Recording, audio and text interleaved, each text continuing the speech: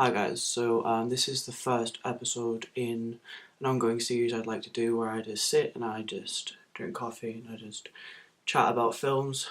Might do other series where I talk about comic books or art discussions, but for now this is where we're going to stop.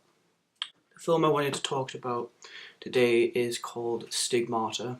What intrigued me about Stigmata is that it has a 22% rating on Rotten Tomatoes, but 90% of Google users liked it.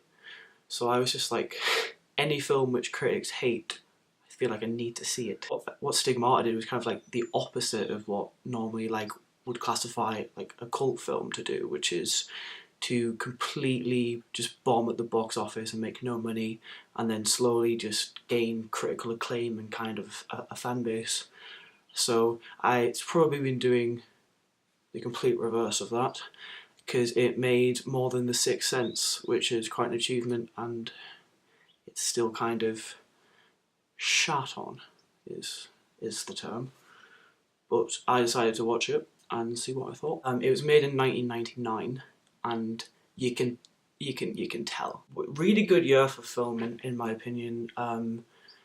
We got given Fight Club, The Matrix, Dogma, and the film is very much in line with those kind of things, like just visually, tonally, thematically. The soundtrack is an absolute 90s dream. We've got Massive Attack, Bowie, Bjork, Natalie Imbruglia does the opening credits, which, the best part of the film, honestly. I'm the worst.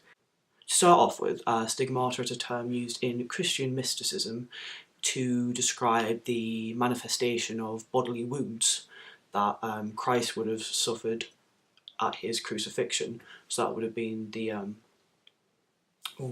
nails in the wrists, legs, whips on the back, thorn of crowns, spear in the side. So yeah, the film is about an atheist who begins to experience stigmata, and kind of this priest who's like investigating this entire thing, and yeah, that's basically it.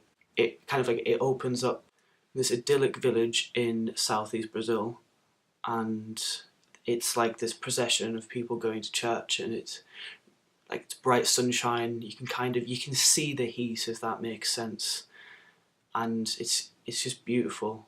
But there's this like kind of like equal part eerie, equal part serene kind of like nature to it.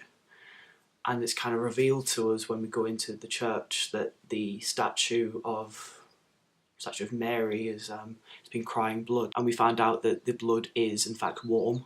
It stays warm, and it's human blood. Yeah, we get these like really like beautiful shots of it inside the church. We get like these rays of sunlight like just bursting in through the windows, kind of like hovering above the churchgoers, and you get this like explosion of like dove feathers raining down, and then they fall into like pools of blood, and everyone's like revering this sight as if it's some kind of miracle or an omen. Like I don't think people quite know yet. One of our main characters is revealed to us, who's a priest, who's also he is an investigator for the Vatican. He investigates he investigates miracles, tries to disprove them, which seems counterproductive for a... Yeah, so it turns out this thing is also like this kind of funeral. We cut from the scene of the dead guy, who is a padre, and it goes into the opening credits. And like at first I was like, from this kind of opening scene, I was like, why is it like I don't get why this is so bad. Like, what's the joke? This just seems like a regular film. And oh boy, let me tell you, I was not prepared for the roller coaster that I went on. So there's this like really, it's garish. That's the only word I can use. It's just this like VHS transition, and suddenly we're in New York, and there's loads of sped up like aerial shots and flyby shots, crane shots, just loads of, and it's just like really drab.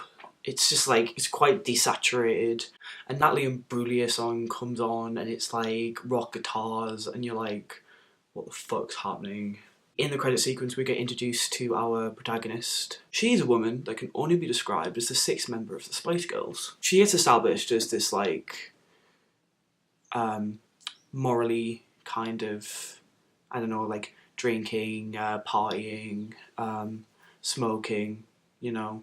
And before we even get a chance to get like a real feel for her character and really go through the narrative with her, we see a receiving head in the credit sequence. It's completely batshit, and my kind of feelings about this film are turned on its head, and I have no idea what's coming next, and I'm slightly terrified.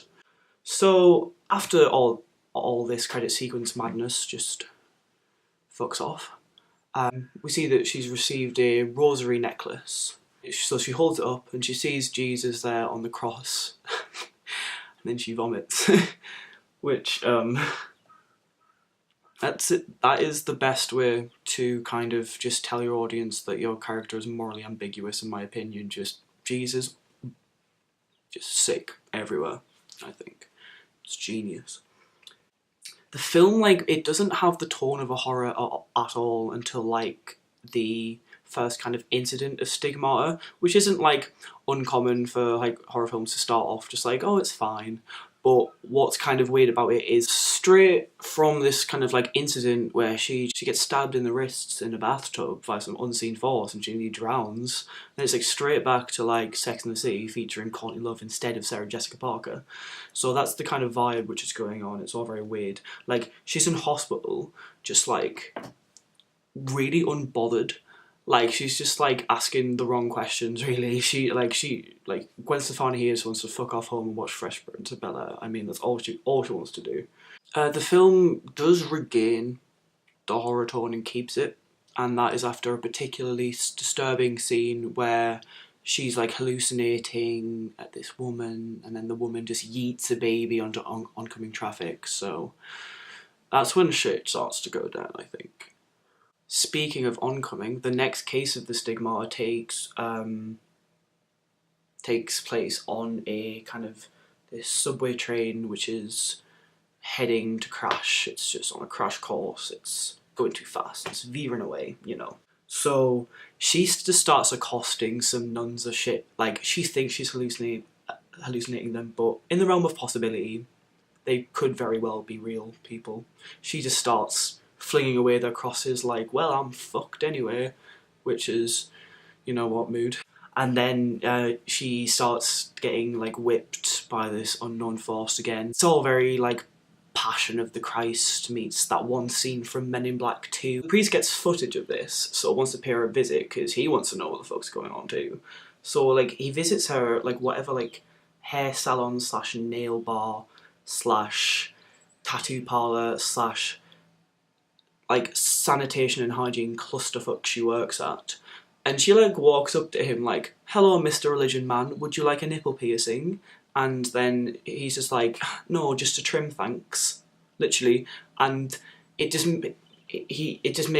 sounds like he's asking for a nipple shave. Like, so he's very much got this like, oh, I'm not like a regular priest, I'm a cool priest vibe. And they kind of hit it off really. There's like this romantic and sexual tension which is established between them. And I mean, when you get past the kind of more facially in proportion Disney Channel Willem Dafoe look, you can kind of see it. I mean, he's pretty hot. Like he's very brooding and mysterious, and he gets more like that as the film goes on, and it's like, and like, yeah, the film gets like quite like neo-noir, and you just see him just like in the corner of the shots in like some long coat. I won't go into too much detail from here, I don't want to ruin everything, but one part which just really got me is an ancient demon from Jesus' times comes to possess this lady, and what of all holy fuck is she wearing?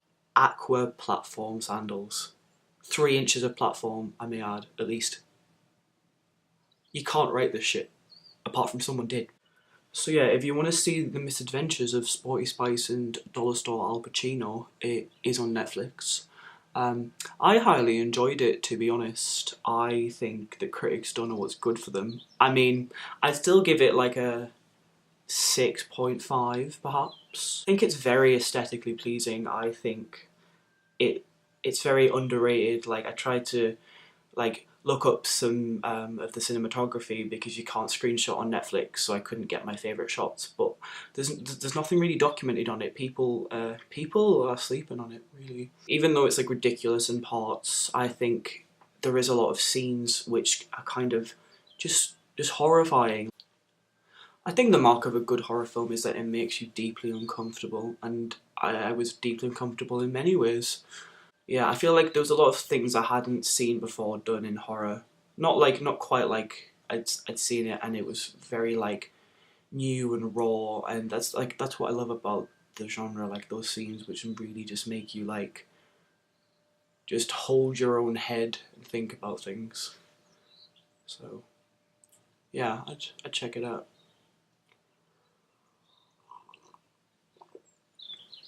Anyway, thanks for listening to me chat shit about Stigmata.